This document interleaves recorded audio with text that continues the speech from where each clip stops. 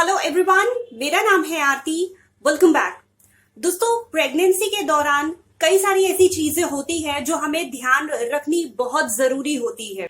ये बातें आपको वही इंसान बता सकता है जो इस दौर से गुजर चुका है, या तो फिर आपके डॉक्टर आपको सही सलाह दे सकते हैं कि किन बातों का आपको ध्यान रखना चाहिए जब आप प्रेगनेंसी जैसे इतने ब्यूटीफुल फेज से गुजर रहे हैं।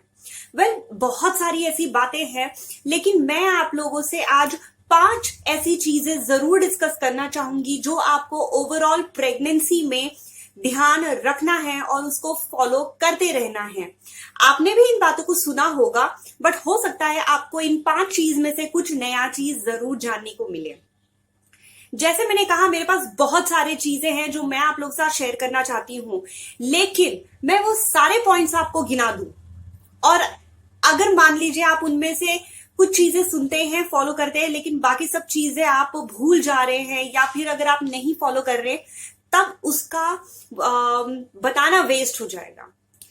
और मैं चाहती हूं आप इन चीजों को जरूर फॉलो करें, क्योंकि अगर आप एक सेफ और हेल्दी प्रेगनेंसी चाहते हैं, अगर आप चाहते हैं कि प्रेगनेंसी के दौरान आप किसी भी तकलीफ से ना गुजरे, डिलीवरी के दौरान किसी भी तकलीफ से ना गुजरे, तो इन चीजों को फॉलो करना बेहद जरूरी है।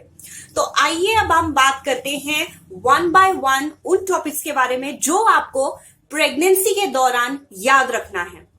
सबसे पहली चीज है लेफ्ट लैटरल में सोना। ये आपके डॉक्टर ने भी आपको कहा होगा आपके फर्स्ट विजिट पे। अगर नहीं कहा है तो जरूर कहेंगे, अगर आपका फर्स्ट ट्राइमेस्टर है तो जरूर कहेंगे। लेफ्ट लैटरल में हालांकि क्यों सोना चाहिए, ये मैं अपनी जुबानी ना कहकर, मैं अगर कुछ जानकारों के शब्द में अगर आपको समझाना चाहूं तो वो कुछ इस तरह होगा। ध्यान से सुनिएगा। बाईं तरफ करवट लेकर इसीलिए सोना चाहिए क्योंकि लिवर एब्डोमेन की दाईं तरफ स्थित होता है। यहां पे ये कह रहे हैं कि आपको लेफ्ट लैटरल में इसलिए सोना चाहिए क्योंकि राइट साइड में जो होता है वो, क्योंकि लिवर एब्डोमेन की दाईं तरफ होता है, क्योंकि जो आपका लिवर होता है वो एब्डोमेन के राइट साइड में होता है। जब आप दाईं तरफ करवट लेकर सोती हैं, अगर आप लेट सपोज राइट तरफ करवट लेकर सोती हैं, तो इससे लिवर पर ज्यादा प्रेशर पड़ता है।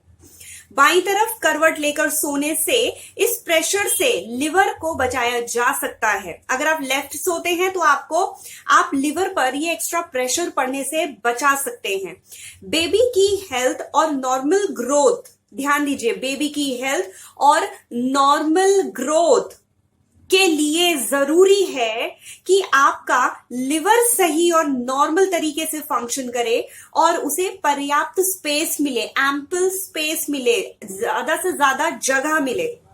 इसके अलावा इंफीरियर वेना केवा यानी कि आईवीसी, जो कि शरीर की सबसे बड़ी नस होती है, हमारे शरीर की सबसे बड़ी नस होती है आईवीसी, उस पर भी प्रेशर पड़ने की वजह से मां और बच्चे दोनों को ही नुकसान हो सकता है। तो बाईं तरफ करवट लेकर सोने से एक फायदा यह भी होगा कि उससे बच्चे और आपके प्लेसेंटा को ज्यादा से ज्यादा पोषक तत्व और खून की आपूर्ति होती रहेगी। प्रेगनेंसी में बेहद जरूरी है कि सही और पूरा पोषण व आराम मिले। इसके लिए टांगों के बीच तकिया रखकर सोए। रात में सोते वक्त करवट बदलना भी जरूरी है, लेकिन अगर आप दाईं तरफ करवट लेकर भी उठती हैं तो इसमें कोई परेशानी नहीं है, डॉक्टर से सलाह मशविरा कर सकती हैं। तो अब आपको पता है कि हमें लेफ्ट लैटरल में आखिर क्यों सोना है। मैं अगर अपनी बात करूं तो राइट सिंस डे 1 जब मुझे पता चला, एक्चुअली जब वी वर प्लानिंग एक्चुअली, तो जब मैं वेट कर रही थी उस गुड न्यूज का, मैंने उस दौरान से ही लेफ्ट लैटरल में सोना शुरू कर दिया था। अपनी प्रेगनेंसी के एंड तक मैं लेफ्ट लैटरल में ही सोती थी। हालांकि थोड़ा सा तकलीफ होता था, अनकंफर्टेबल होता था, लेकिन मैं इस चीज को फॉलो करती थी। तो आप चाहें तो आप भी इस चीज को कर सकते हैं।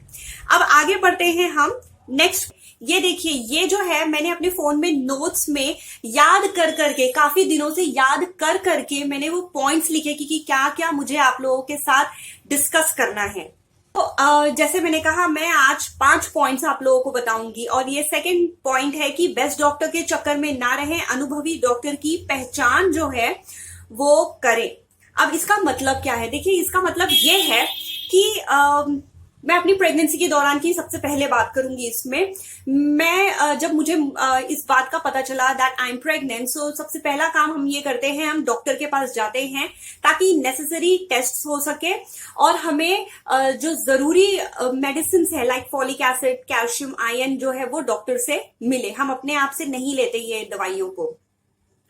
तो जब मैं डॉक्टर के पास गई थी तो वहां पे मेरे कुछ नियर एंड डियर वंस लोगों ने मुझे सजेस्ट किया था कि आप बेहतर होगा आप एक क्लिनिक को जो है आप वहां पे नाम लिखाइए अपना, ताकि यहाँ पे आपको डॉक्टर से 1-to-1 बेसिस पे इंटरेक्शन हो, आपका टाइम वेस्ट ना हो और आप कभी भी आए 24/7 आपको डॉक्टर अवेलेबल हो।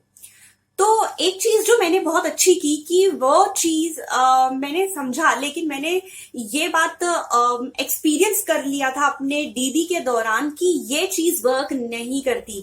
आप प्राइवेट क्लिनिक्स में अगर जाएंगे तो वहां पे आपको 24/7 डॉक्टर नहीं मिलते हैं, क्योंकि ये जो क्लिनिक्स होते हैं, ये these clinics are run by only 1 or 2 doctors, जिनका वो हॉस्पिटल होता है। बाहर से भी कुछ डॉक्टर्स आते हैं बट वो 24/7 तो शायद ना रहें।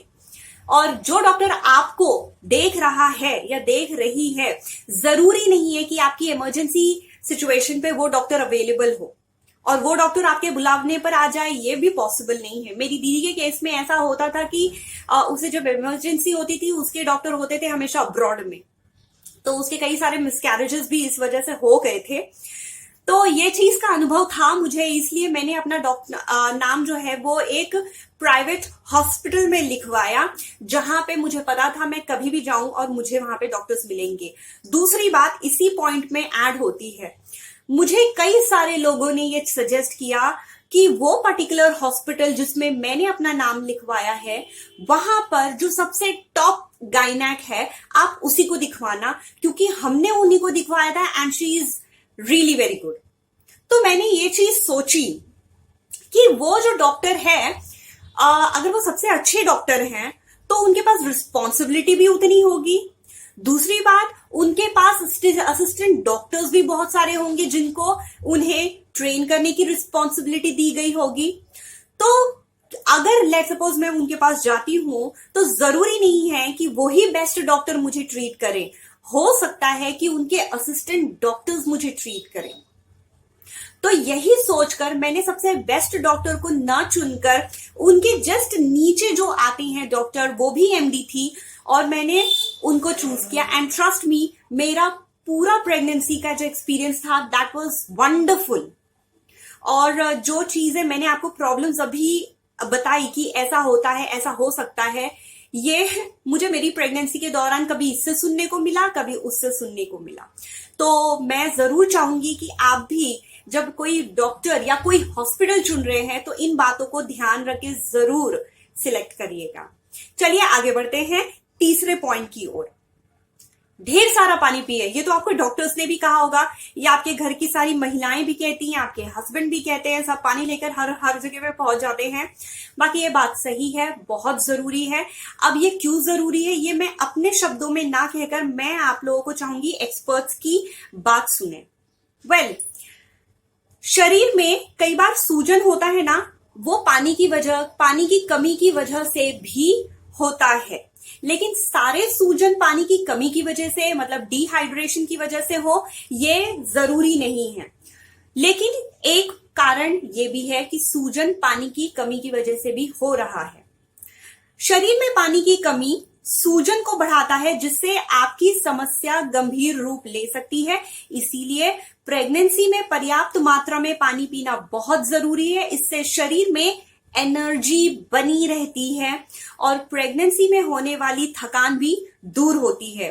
अब एक और चीज मैं आपको बताना चाहूंगी, जैसे कि आपको पता है कि बच्चेदानी यूट्रस में जो फीटस होता है, जो बेबी होता है, वो एक तरल पदार्थ के बीच में होता है, जिससे उसको प्रोटेक्शन, नरिशमेंट सब कुछ मिलता है।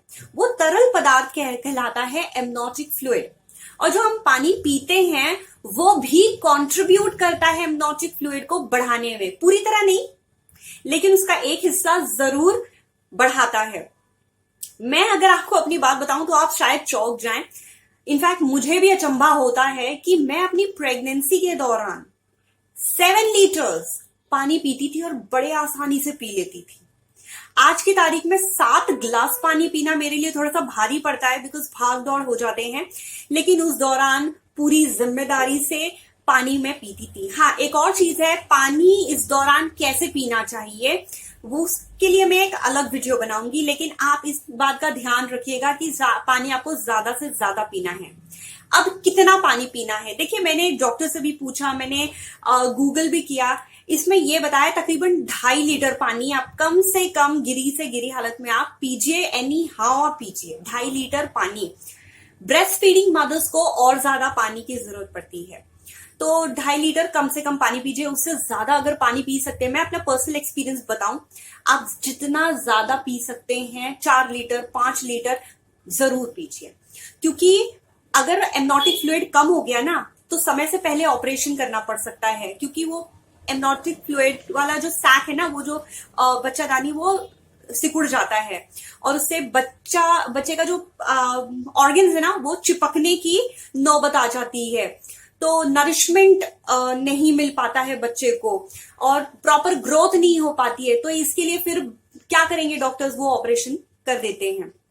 तो बच्चे को इन तकलीफ से बचाने के लिए जरूरी है, ये भी एक बहुत जरूरी पॉइंट है कि पानी ढेर सारा पीजिए। अब आते हैं हम नेक्स्ट पॉइंट पे, जो कि है फोर्थ पॉइंट। फोर्थ पॉइंट में लिखा है पपाया ना खाएं। वेल, पपाया बहुत सारे डॉक्टर्स कहते हैं कि आप खा सकते हो। वेल, आप जरूर खा सकते हैं, वो हमको पोषण देता है, जरूरी होता है हमारे शरीर के लिए। लेकिन एक अगर फ्रूट नहीं भी खाएंगे ना, सच कहूं तो कुछ फर्क नहीं पड़ेगा। आपके पास बहुत सारे फ्रूट्स हैं, आप वो खाइए, पपाया ना ही खाएं। स्पेशली वो लोग जो शहरों में रहते हैं, सिटीज में रहते हैं। इसकी वजह मैं एक चीज बताती हूँ। देखिए, मैं रेगुलर बेसिस पे फ्रूट्स वगैरह लेती हूँ और मैंने एक चीज नोटिस किया, पपाया ऊपर से आपको पका जरूर दिखेगा, बहुत पका लगेगा, पूरा पपाया आपको पका मिल जाए, लेकिन उसका एक सेक्शन ना बहुत कच्चा निकलता है कई बार। इसकी वजह यह है कि ये जो शहरों में जो लोग फ्रूट्स बेचते हैं, वो अक्सर इंटीरियर से फ्रूट्स वगैरह लेकर आते हैं और उसको बड़े अलग तरीके से उसको पकाते हैं, अननेचुरल अनऑर्गेनिक वे में पकाते हैं। तो वो तो अननेचुरल है। अगर आप उसको कंज्यूम करेंगे, आधा पका पपाया या कच्चा पपाया जो होता है, वो आपके हेल्थ को और बेबी को अफेक्ट कर सकता है, वो सीरियस कॉन्सिक्वेंसेस पैदा कर सकता है। तो बहुत एकदम पका पपाया अगर आपको मिल जाए तो बहुत अच्छी बात है, लेकिन अगर आप नहीं खाएंगे तो ही वो ठीक है। गांव में अक्सर ऐसा होता था ना, हमारे यहाँ पे, मेरी नानी के यहाँ पे पपाया का पेड़ था, तो हम लोग उसको प्लक करते थे और भूसे के अंदर हम उसको रख देते थे। और 1-2 दिन 3 दिन के बाद, 2 दिन 3 दिन, हाँ 1 दिन या 1.5-2 दिन में ना वो अच्छे से पक जाता था, तो हम लोग उसको खाते थे। तो पपाया के केस में मैं आपको जरूर कहूंगी कि आप अपने डॉक्टर से जरूर बात करिएगा इस बारे में, और हो सके तो ना खाएं। मेरी बात माने तो बिल्कुल ना खाएं। और भी बहुत सारे फ्रूट्स हैं, आप उसको ट्राई करिए। और है नेक्स्ट पॉइंट, डॉक्टर को क्वेश्चन जरूर करें। जब आप डॉक्टर के पास से आते हैं, शुरुआत के दौर में, जब तक आपका 7th मंथ जब तक नहीं चलता है, तो डॉक्टर्स 1-1 महीने के गैप में आपको बुलाएंगे। शुरुआत में हो सकता है 1-2 दिन बैक टू बैक आपको बुला ले, बट नॉर्मली डॉक्टर्स 1 महीने का गैप के बाद ही आपको बुलाते हैं, बिकॉज उसमें कुछ करना नहीं होता है। स्पेशल कंडीशन में ही आपको कुछ इन टाइम इंटरवल्स के बाद बुलाएंगे। तो इस दौरान आपके दिमाग में जितने भी क्वेश्चंस आए, कितने भी क्वेरीज आए, आपके रिपोर्ट को देखकर, आपकी हेल्थ को लेकर, आपके बॉडी में हो रहे चेंजेस को लेकर, या दूसरे लोगों की बातों को लेकर, आप उसको नोट करिए, अपने फोन पे नोट करिए। और जब भी आप डॉक्टर से पूछें, इत्मीनान से बैठकर डॉक्टर से उन चीजों का क्वेश्चन करें, क्योंकि डॉक्टर्स भी आपको समझते हैं। और सच बोलूं, एक अच्छा डॉक्टर आपकी बातों को सुनेगा और आपको एक वाजिब जवाब जरूर देगा। जो डॉक्टर आपकी बात को सुनकर चिढ़ जाए, आपको जवाब न दे या जल्दबाजी दिखाए, वो डॉक्टर सही नहीं है। तो कृपया कर इन बातों का ध्यान रखिएगा डॉक्टर चूज करने से पहले। मैं जब कभी भी जाती थी कम से कम 2 सवाल जरूर पूछती थी डॉक्टर से, जैसे कि फॉर एग्जाम्पल कई सारे लोग मुझे कहते थे कि बादाम खाओ, ये खाओ, वो खाओ। अब मुझे पता था ड्राई फ्रूट्स तो खाते हैं, लेकिन बादाम जो है वो मैं रोस्ट करके खाऊं या फिर मैं उसको क्या कहते हैं पानी में भिगो के खाऊं, या कितना खाऊं। नारियल पानी मुझे कब से पीना चाहिए और कितना पीना चाहिए, पॉइंट टू बी नोटेड, इस पे भी एक वीडियो आने वाला है। तो कितना और क्या और कैसे, इन चीजों को आप डॉक्टर से भी राय मशविरा करके आप स्टार्ट करिए।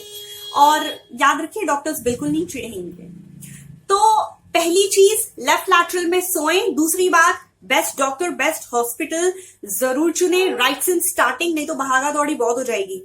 तीसरी बात, ढेर सारा पानी पियो, मतलब ऐसे पानी पियो ना कि अगले 2 दिन आपको पानी नहीं मिलने वाला है, ऐसे पानी पीना आप।